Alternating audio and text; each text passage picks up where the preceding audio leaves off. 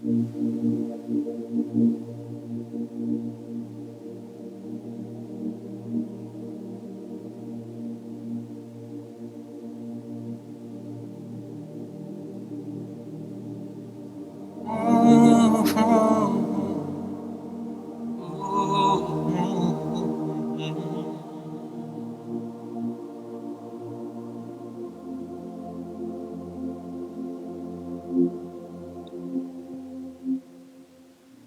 know I'm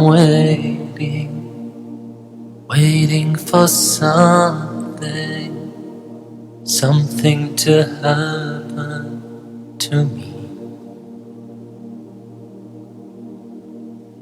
This waiting comes with trials and challenges. Nothing in life is free. I wish that somehow you tell me out aloud that on that day I'll be okay.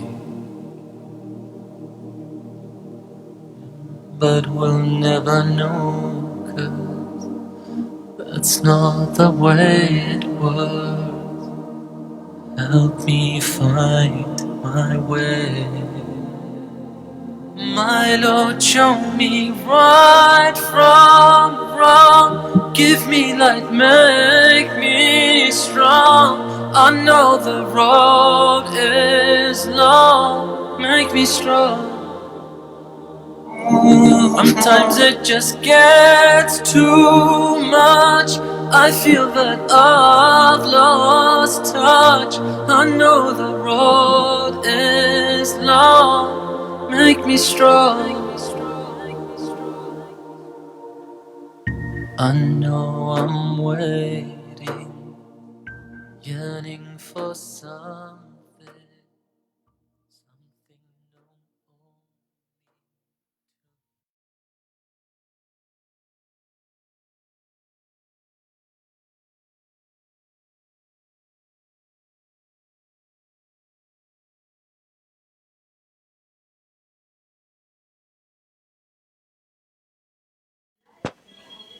أعوذ بالله من الشيطان الرجيم بسم الله الرحمن الرحيم السلام عليكم ورحمة الله وبركاته إن الحمد لله نحمده ونستعينه ونستهديه ونستغفره ونعوذ بالله من شرور أنفسنا ومن سيئات أعمالنا من يهده الله فلا مضل له ومن يضلل فلا هادي له أشهد أن لا إله إلا الله وحده لا شريك له وأشهد أن محمدا عبده ورسوله Allahumma salli ala Sayyidina Muhammad wa ala alihi wa ashabihi wa tabi'ina lahum bi ihsanin ila yaumiddin amma ba'd.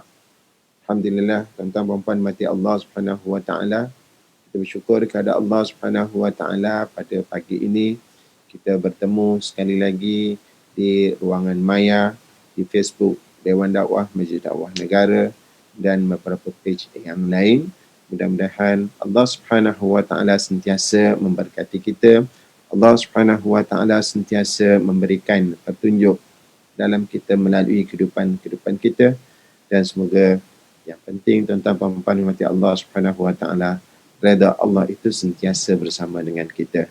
Wa ma umiru illa liya'budullaha mukhlishina lahuddin. Kamu tidak diperintahkan melainkan untuk kamu mengabdikan diri kepada Allah Subhanahu wa taala dalam keadaan suci, tenang, ikhlas hanya kerana Allah Subhanahu wa taala. Dan dalam kehidupan kita, tuan-tuan puan-puan, apa yang sangat penting yang saya nyatakan tadi ialah kita mendambakan dan kita mengharapkan redha Allah Subhanahu wa taala dalam kehidupan kita.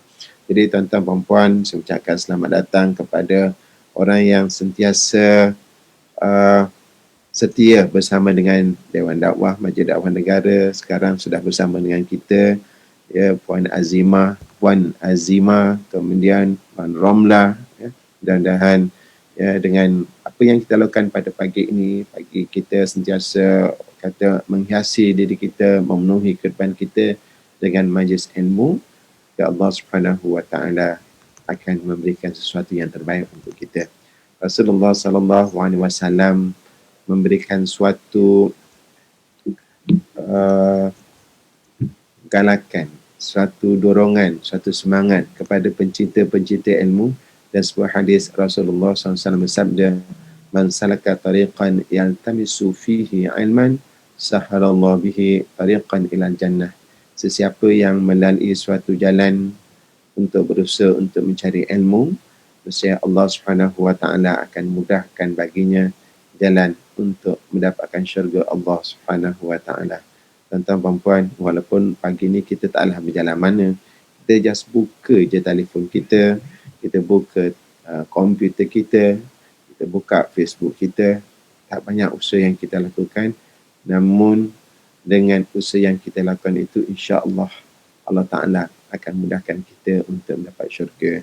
Jadi tuan-tuan puan dimati Allah Subhanahu wa taala, kita sambung lagi perbincangan bersama dengan saya Ustaz Muhyiddin di Dewan Dakwah Masjid Dakwah Negara. Oh ya, sebelum itu tuan-tuan puan jangan lupa untuk kita share dan like, tekan je lah butang share tu untuk kita kongsikan, untuk kita panjangkan ilmu ini, dan kita kongsikan juga pahala yang Allah Subhanahu wa taala anugerahkan kepada kita.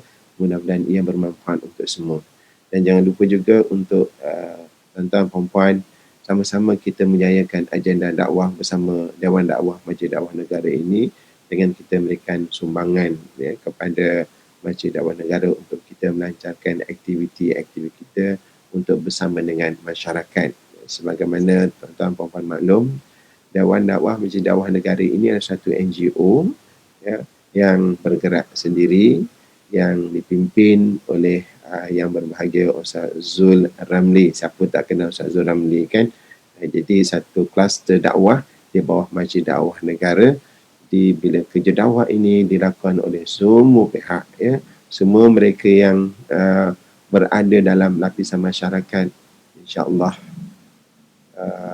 usaha untuk menjadikan dunia ini masyarakat kita masyarakat yang harmoni, masyarakat yang tenang, masyarakat yang bahagia akan dapat dilaksanakan.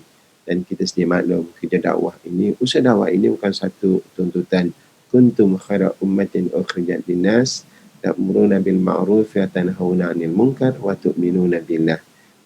Dalam ayat ini Allah Ta'ala menegaskan, mengingatkan dan menekankan kepada kita sesungguhnya kita ini adalah ummah yang terbaik, masyarakat yang terbaik, manusia yang terbaik.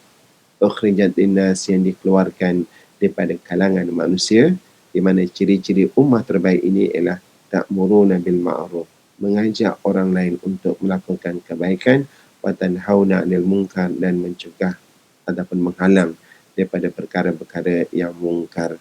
Dan itulah mereka-mereka yang beriman kepada Allah Subhanahu wa taala. Semoga sokongan, dokongan, sumbangan yang diberikan oleh tuan-tuan puan-puan menjadikan dakwah ini kita sama-sama lakukan. Mungkin tuan-tuan puan-puan tidak bercakap, tidak melakukan usaha di lapangan dan sebagainya, tetapi bila kita menyumbang itu, maka kita dapat sama untuk orang kata rahmat Allah, ganjaran yang Allah Ta'ala berikan itu dapat kita rasai bersama. Baik tuan-tuan puan-puan dimati Allah Subhanahu wa taala, dalam siri yang lepas saya telah membincangkan tentang akhlak majikan dengan pekerja. Islam itu memang cantiknya dengan akhlak. Dan seseorang itu menjadi mulia, seorang itu menjadi hebat, seorang itu menjadi berjaya. Kenapa? Kerana akhlaknya.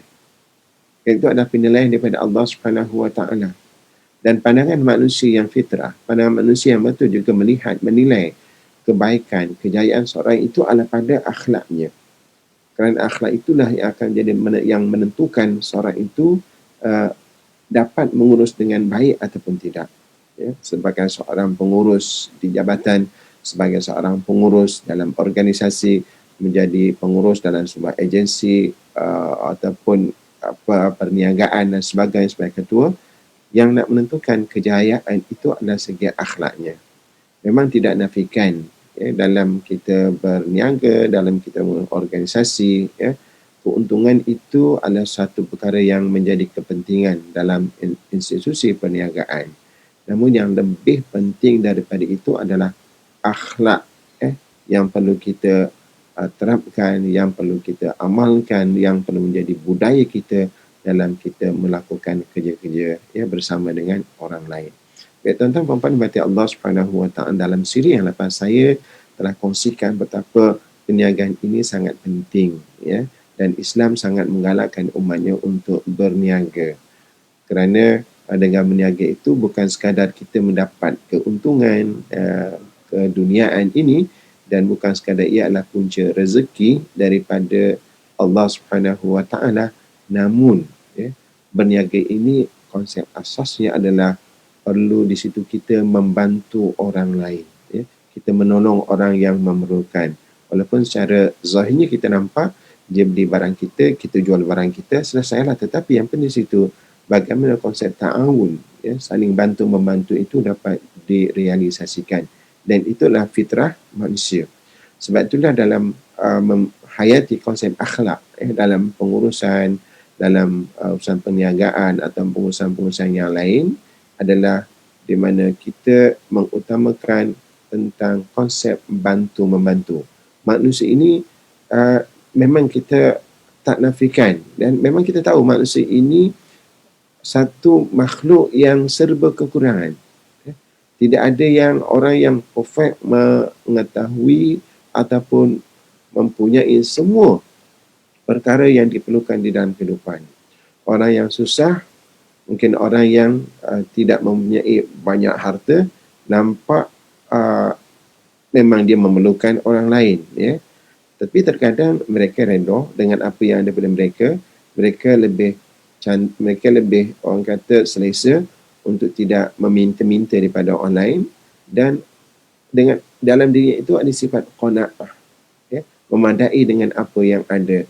Maka ia menjadikan seseorang yang cukup mempunyai harga diri dan maruah diri, tidak sedia untuk dipergunakan oleh orang lain.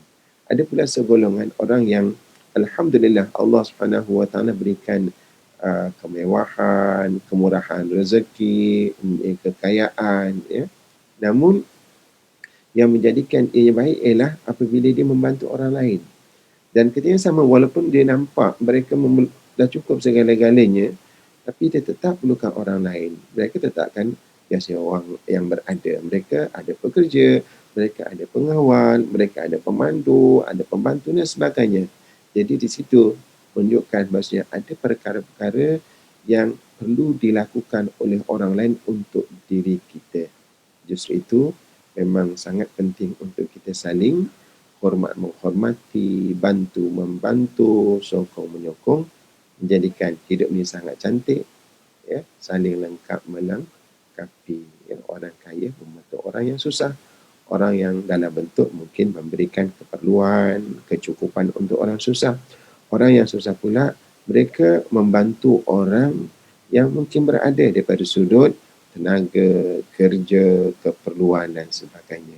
Jadi kita sesungguhnya di sisi Allah Subhanahu Wa Taala adalah sama. Orang kaya, orang miskin, orang berada, orang yang biasa, orang yang berjawatan, orang yang tak berjawatan, orang yang berpangkat, yang mungkin tidak ada pangkat, orang yang punya kedudukan dan sebagainya. Di sisi Allah Subhanahu Wa Taala ada sama, tetapi yang membezakan itu adalah taqwa. Taqwa kepada Allah Subhanahu Wa Taala itulah yang dapat dijelmakan melalui apa yang dinamakan sebagai akhlak. Innama bu'itsu liutammima makarimal akhlak. Nabi Muhammad SAW itu diutuskan untuk menyempurnakan akhlak yang mulia. Dan Allah Ta'ala katakan lagi, nyatakan lagi, inna akramakum indallahi atqakum. Sesungguhnya yang paling mulia di kalangan kamu ialah orang yang paling bertakwa kepada Allah Subhanahu Wa Taala. Jadi tuan-tuan dan puan-puan Allah Subhanahu Wa Taala, alhamdulillah semakin ramai bersama dengan kita. Terima kasih pada Haji Mat Muda. Assalamualaikum Ustaz. Alhamdulillah. Waalaikumsalam. Kemudian kepada kita ada Wan Fazidah. Mudah-mudahan rakan-rakan di bersama di anda bawah ini sentiasa dirahmati oleh Allah Subhanahu Wa Taala. Baik tuan-tuan puan-puan dimati Allah Subhanahu Wa Taala. Antara adab yang perlu dijaga, yang perlu dilaksanakan di dalam kita berurusan dengan kaki tangan orang bawahan yang sama, kalau kita sebagai seorang majikan, pastikan bahwasanya pekerja itu dijelas apa yang perlu dilakukan, dan kita ini sebagai majikan juga perlu jelas di dalam kita memberikan suatu tugasan kepada mereka. Sebab itulah dalam Islam yang sangat penting apabila kita bermuamalah, perlunya ada akad, ya, perlunya ada kontrak, dan dalam kontrak itu dinyatakan satu persatu apakah job spec ataupun kerja yang perlu dilakukan. Dan pastinya bila orang bekerja dengan kita, ya, mereka mengharapkan apa dia? Mereka mengharapkan imbuhan ataupun gaji. Dan semuanya itu mestilah dipersetujui. Ya. Jangan ambil seorang bekerja, okey, kau bekerja dengan aku, ambil je bekerja. Lepas tu barulah dia bagi tahu dia kerja 1, 2, 3, 4, 5. Sehinggalah pekerja terkadang mereka serba salah. Dia memang perlukan kerja, tetapi kerja pula diberikan terlalu banyak di luar daripada kemampuan dia, ataupun kita memanipulasi pekerja, ya, dengan cara yang tidak adil. Ya. Itulah asas dalam kita berurus niaga, kita bermuamalah, ya, dengan pekerja kita. Mestilah ada akad tanda persetujuan kita dengan pekerja kita. Baik tuan-tuan puan-puan mati Allah Subhanahu Wa Taala, bila kita mengambil pekerja, apakah akad yang kita gunakan? Ya? Kalau dalam kita contohlah kita kalau akad nikah tu akad nikah lah kan. Jadi bila akad nikah, akad nikah, maka hubungan di antara suami itu semuanya dibenarkan. Ya? Bila kita meminjam sesuatu pinjaman, contoh pergi bank, ya, kita pinjam kewangan untuk pembiayaan beli rumah, maka di situ akad dia adalah akad sama ada qardul hasan ataupun baik misalnya ajil ataupun konsep al-ijarah summa al-bai'. Itu akad kontrak-kontrak biasa. Tapi bila akad bekerja, maka kita gunakan akad al-ijarah. Al-ijarah ni sama dengan konsep sewaan. Ya. Kan kita tuan-tuan puan-puan biasa sewa rumah. Bila kita sewa rumah, kita mengambil manfaat daripada rumah yang kita sewa. Jadi di situ nampak jelas. Saya buat analogi, satu perumpamaan supaya bila kita mengambil seorang itu supaya bekerja nampak jelas. Jadi bila kita sewa rumah, kita tahu apakah kegunaan rumah. Rumah itu adalah untuk digunakan untuk kita tinggal. Dan terkadang bila kita sewa rumah itu dispesifikkan rumah itu untuk tempat tinggal, bukan untuk berniaga, bukan untuk buat kilang dan sebagainya. Jadi kalau melanggar kontrak itu tidak dibenarkan. Ya. Jadi bila kita buat sesuatu di luar daripada apa yang dipersetujui, maka di situ hukumnya tidak dibenarkan, haramlah, sebab penggunaan yang itu tidak dibenarkan oleh orang yang memberi sewa tadi. Ya. Jadi bila kita sewa rumah, maka kita akan tinggal di rumah dan kita boleh gunakan apa saja yang dimaksudkan, yang dipersetujui dalam akad kita sewa rumah. Kadang ada sewa rumah itu dalam bentuk keseluruhan ataupun mungkin ikut berapa orang, ya. Seorang ke dua orang ke tiga orang. Apabila kita mengambil pekerja, maka akad yang kita gunakan ialah al-ijarah juga, iaitu kita menyewa manusia, menyewa seorang individu dalam bentuk kerja yang dilakukan. Ya. Jadi bila kita menyewa ataupun kita mengupah seseorang, tidak bermaksud kita memiliki individu tersebut, pekerja tersebut. Kita hanya boleh untuk mengarahkan atau menggunakan dia untuk kerja-kerja yang tertentu. Sebagaimana rumah, bila kita sewa rumah, kita tidak memiliki rumah tersebut, tapi kita boleh gunakan rumah tersebut. Begitulah juga bila kita mengambil pekerja, kita boleh gunakan begitu sebagai pekerja, ya. Tetapi kita tidak memiliki pekerja tersebut. Jadi sini kita fahamlah, ya, bila kita bekerja, sebab tu kita perlu ada terma ataupun syarat-syarat tentu apakah job spec ataupun kerja yang perlu dilakukan. Jadi bila ada tawaran, ada ijab daripada majikan untuk menawarkan kerja-kerja begini pada awal permulaan bekerja dan pekerja bersetuju dengan kerja-kerja tersebut, maka barulah sah akad untuk mengambil pekerja. Mengapa tuan-tuan puan-puan mati Allah Subhanahu Wa Taala, akad ini sangat penting, ya.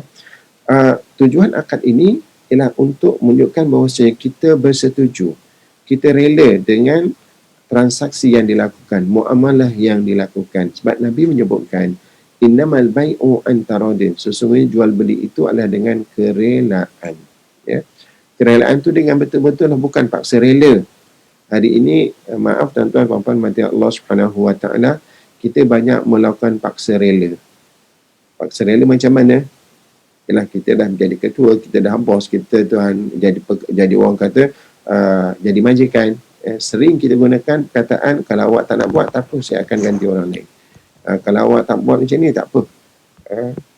Tak nampak awak memberikan kesetiaan kepada saya. Sedangkan apa yang disuruh ataupun diminta itu adalah di luar daripada akad yang dilakukan. Menjadikan pekerja ini menjadi serba salah. Ya. Memang diperlukan pekerjaan tersebut. Ya. Tetapi sikap majikan yang mengambil kesempatan, ya, tidak melihat kepada kontrak dan sebagainya, ini adalah satu tindakan yang tidak betul. Ya. Kerana ianya tidak berasaskan kepada kerelaan. Disebut innamal bai'u antara dan sesungguhnya jual beli itu adalah dengan cara asalnya adalah dengan kerelaan.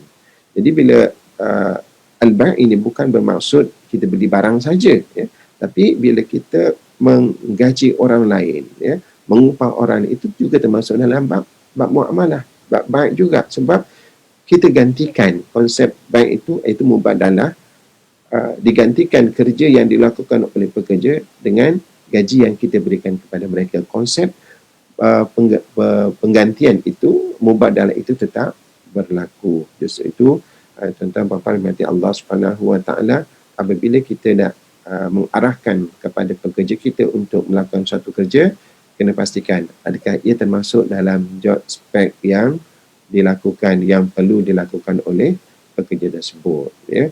Kemudian tentang masa pula bagaimana. Ya. Jangan ada sebarang unsur tidak adil, ya, ataupun konsep yang kata konsep apa, menzalimi orang lain itu tidak perlu dilakukan. Ya. Jangan sekali-sekali kita menzalimi ataupun menganiaya pekerja.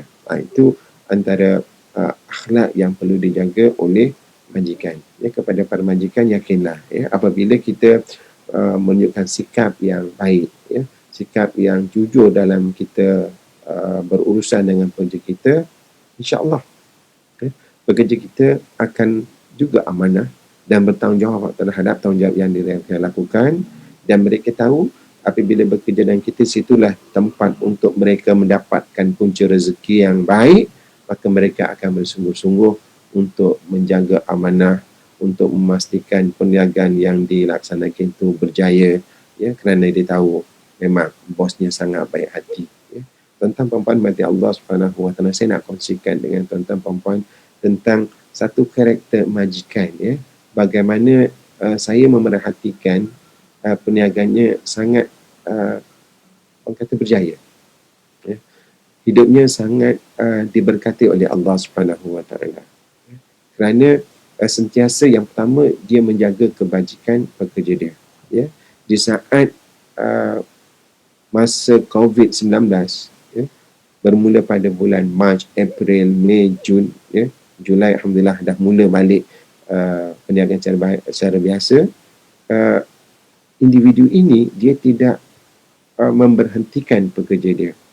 Jadi saya tanya dia, mampu ke company untuk membiayai pekerja yang hampir 100 orang walaupun perniagaan tidak dapat dilaksanakan? Jawapan yang saya sangat tertentu, dia kata apa? Selama ini saya mendapat keuntungan daripada usaha gigih pekerja-pekerja saya. Jadi saya yakin bahawa saat ini Allah Ta'ala ingin menguji saya. Ya. Adakah saya bersyukur dengan nikmat yang Allah Ta'ala berikan kepada saya di saat ini, ya, sehingga saya sanggup melakukan apa saya, ataupun saya hanya pentingkan diri saya sendiri. Okey, duit saya simpan untuk masa yang akan datang, yang pekerja pandai-pandailah kau. Jadi dia membawa pilihan, maksudnya inilah saat untuk dia membuat kebaikan. Dan rezeki Allah yang telah berikan keuntungan yang sebelum ini diperolehi, berjuta dapat digunakan dahulu. Walaupun duit tak ada, dia kata ketika itu dia berhutang terlebih dahulu, sebab dia yakin rezeki Allah Ta'ala itu akan datang kepadanya. Maka di saat itu mengambil pinjaman terlebih dahulu lebih daripada 2 juta untuk hanya sekadar membayar gaji pekerja untuk tempoh 3 bulan. Ya, kalau 3 bulan habislah tak tahu mana kan. Tetapi selepas tawakal kepada Allah, memikirkan kebajikan pekerja, jangan ada di antara pekerja yang berhenti kerja sebab mereka ada tanggungan, maka Allah Subhanahu Wa Taala selepas dia Covid berlalu hari ini kan, dia jumpa saya, Ustaz, Alhamdulillah, ya, kebanyakan saya kembali seperti biasa. Bahkan saya tak tahu kenapa rezeki itu bertambah lebih daripada sebelumnya. Dan sentiasa bertanya pada saya, Ustaz, ada tak apa ruang-ruang yang boleh saya kongsikan untuk bantu orang lain dan sebagainya. Ini adalah satu akhlak seorang majikan yang memikirkan kebaikan, kebajikan pekerjanya. Ya.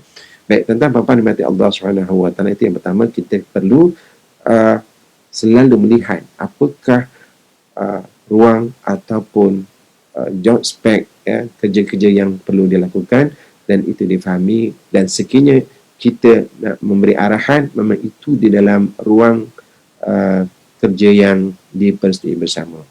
Boleh tak kita minta kepada pekerja kita untuk buat sesuatu yang tambahan? Ya? Tidak salah tuan-tuan puan-puan, mungkin kita melihat seorang yang kita kata nanti dia sebagai pekerja kita, kita ambil sebagai kerja dia, memang dia banyak kelebihan. Tetapi itu bukan kerja hakiki dia. Kerja hakiki dia contohnya sebagai jurujual. Tetapi dia punya kemahiran untuk buat desain. Ya. Boleh tak kita gunakan untuk dia buat kerja desain? Dan sekiranya tuan-tuan dan puan, kerja desain itu pun bukan memerlukan masa yang lebih panjang. Mungkin dibuat pada waktu di luar waktu bekerja, waktu bercuti. Boleh, tetapi syaratnya tuan-tuan dan puan, kita kena hargai dan kita kena nilai balik kerja tambahan yang bukan kerja hakiki dia, yang dilakukan pada waktu cuti ataupun pada waktu-waktu yang lain. Ya. Kerana saya katakan tadi, bila kita mengambil pekerja, kita tidak memiliki pekerja. Ya. Kita hanya memiliki tenaga mereka untuk melakukan kerja-kerja tertentu. Ya. Mereka bukan hamba kita untuk kita melakukan apa saja yang kita arahkan. Ya. Dan memang kalau dalam konsep perkhidmatan awam, ya, kalaulah pekerja yang di bawah kita digunakan untuk kerja-kerja peribadi kita, itu juga dianggap sebagai rasuah. Ya. Tentang puan-puan mungkin sebelum ini, ya, dalam media masa di-highlightkan tentang sikap, ya, ketua-ketua sama ada ketua jabatan ataupun ketua tertentu, mereka mengarahkan kepada orang bawahannya kerana dia untuk melakukan kerja-kerja peribadi, maka itu merupakan satu konsep penyalahgunaan kuasa yang boleh diambil tindakan. Itu memanglah dalam pentadbiran awam ada dia punya tata caranya. Tetapi dalam urusan biasa pun begitu, sama juga. Kerana Islam menggalakkan kepada kita, menentangkan kepada kita agar kita bersikap adil. Sebab itulah Nabi sebut, At-tajirus saduqul amin, man nabiyyin wasiddiqin wasyuhada yaumal qiyamah. Ya, peniaga yang benar, ya, yang amanah, ya, di akhirat nanti akan bersama dengan para nabi, orang-orang yang benar dan orang-orang yang mati syahid, ya, di bawah rahmat Allah Subhanahu Wa Taala. Ya, tuan-tuan puan-puan mati Allah Subhanahu Wa Taala, satu lagi perkara yang saya nak highlightkan di antara akhlak seorang majikan kepada pekerjanya, ya, insyaAllah pada masa yang akan kita bincang pula apakah akhlak seorang pekerja kepada majikan. Ya. Jadi majikan ini dalam satu organisasi dia adalah ketua. Ya. Majikan, ketua, operasi itu adalah seorang ketua. Dan bila seorang ketua, ia termasuk dalam umum hadis, kullukum ra'in wa kullukum mas'ulun an ra'iyati. Kamu adalah seorang pemimpin dan kamu bertanggungjawab, akan dipertanggungjawabkan tentang orang yang di bawah kepimpinan kamu. Ya, jadi kerana itulah, ya, dalam bila kita ada pekerja, segi tuntutan agama juga kita perlu ambil tahu. Ya. Contoh waktu solat, adakah kita beri ruang kepada mereka untuk solat? Kalaulah tidak beri ruang untuk melakukan tanggungjawab agama, ya, maka ini bukan satu kezaliman yang dilakukan oleh majikan kepada pekerjanya. Ya. Dan memang tersebut dalam akta pekerja bagi orang Islam, ya, semua majikan wajib memberikan ruang untuk pekerja-pekerja Muslim menunaikan solat pada hari Jumaat. Yalah, memang pada hari Jumaat tu, solat Jumaat dia tak boleh dilakukan di mana? di tempat kerja, di bilik tauhid, dia kena keluar pergi ke masjid, ya. Dan kalaulah waktu solat biasa, pastinya itu juga menjadi cabaran bagi tuan-tuan perempuan yang sebagai seorang majikan perlu memastikan ada ruang untuk kaki tangan menunaikan ibadah solat, ya. Jadi sekiranya mereka pula tak nak solat, maka kita sebagai seorang muslim, majikan muslim, pastinya tanggungjawab dakwah itu ada tanggung pada kita. Maka kita kena ingatkanlah kepada staf perkenaan kita untuk sentiasa menjaga solat. Ingatkan, kita ni bekerja untuk apa? Ya? Kita bekerja ni untuk memenuhi tuntutan, ya, keperluan kehidupan, ya, untuk kita memenuhi untuk cari keperluan kita, untuk cari pakaian, untuk tempat kita tinggal, ya. Dan paling utama, kita hidup ini untuk beribadah kepada Allah. Maka kena ingatkan kepada kaki tangan kita, kepada pekerja kita, untuk sentiasa menjaga solat. Dan cantik sekali kalaulah, ya, kita sebagai majikan, kita sebagai owner kepada syarikat, kan, menjadi imam kepada pekerja-pekerja kita. Ya, maka di sanalah akan wujudnya, ya, suatu budaya kerja yang sangat cantik, budaya kerja yang sangat sihat, saling hormat, menghormati, di mana kita bukan hanya sekadar memenuhi keperluan keduniaan pekerja kita, tetapi kita memenuhi keperluan agama yang memang semestinya perlu ada pada setiap individu yang bernama Muslim, ya. Jadi tuan-tuan perempuan hebatnya tengok kan, bila kita ada orang bawahan kita, kita mudah untuk memberikan dakwah, kita untuk memberikan bimbingan kepada mereka, dan itu juga jariah yang boleh kita lakukan dalam kehidupan kita. Ingat tuan-tuan perempuan mati Allah Subhanahu Wa Taala, apabila majikan ini orang yang rapat dengan Allah Subhanahu Wa Taala, pekerja-pekerjanya sentiasa hubungannya dengan Allah Subhanahu Wa Taala juga hebat, ya. Maka di situlah akan lahirnya, akan turunnya apa yang dikatakan al-barakah di dalam kehidupan kita, barakah di dalam perniagaan yang kita lakukan, ya. Bila kita diberkati oleh Allah Subhanahu Wa Taala, tuan-tuan perempuan yakinlah, ya, rezeki itu akan bertambah dan sentiasa bertambah, ya. Itu satu contoh berkaitan dengan solat. Kemudian zakatnya pula, tuan-tuan perempuan, zakat kita tahu bukan satu ketuntutan agama. Kita tahu berapa gaji yang diberikan kepada kaki tangan kita. Jadi situlah ruang kepada majikan ini untuk memperingatkan. Ingatkan kepada kaki tangan untuk membayar zakat, ya. Kalau dia susah nak bayar, tak apa, majikan boleh tolong bayarkan. Bukan ganda duit majikan, maksudnya boleh uruskan dengan potongan gaji, ya, permudahkan urusan mereka, memberikan satu dorongan kepada mereka agar tanggungjawab terhadap Allah Subhanahu Wa Taala didahulukan, dan insya-Allah, ya, keberkatan, pertolongan, bantuan Allah Subhanahu Wa Taala akan datang dan terus mencurah-curah kepada kita, ya. Bukan sekadar majikan, tetapi pekerja juga dalam keadaan yang baik. Jadi itulah tuan-tuan perempuan, ya, tazkirah pagi, ya, di Dewan Dakwah Masjid Dakwah Negara.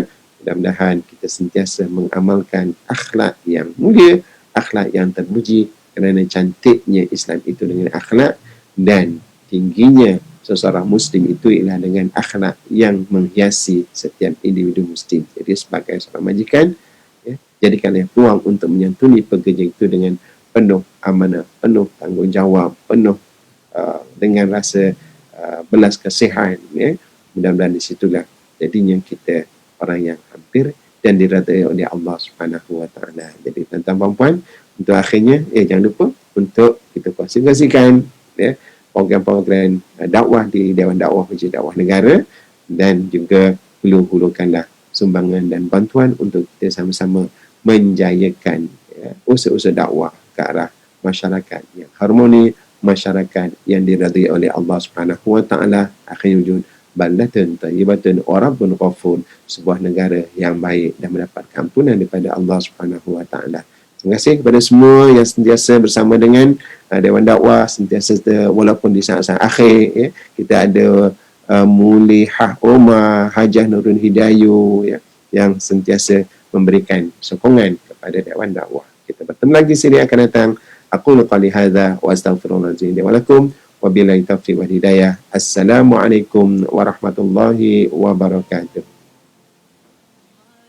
Show me right from wrong, give me light, make me strong.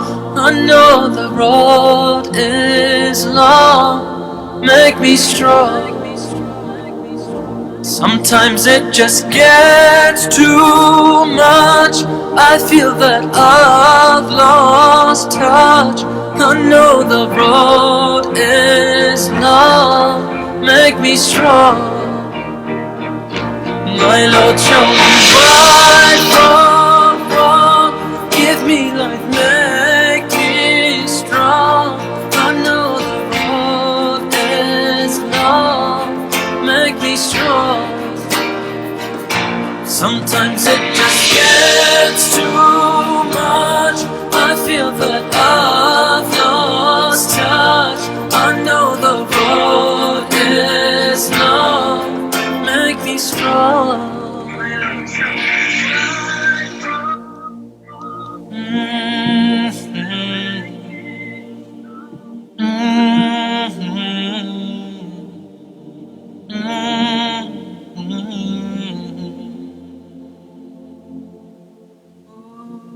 Oh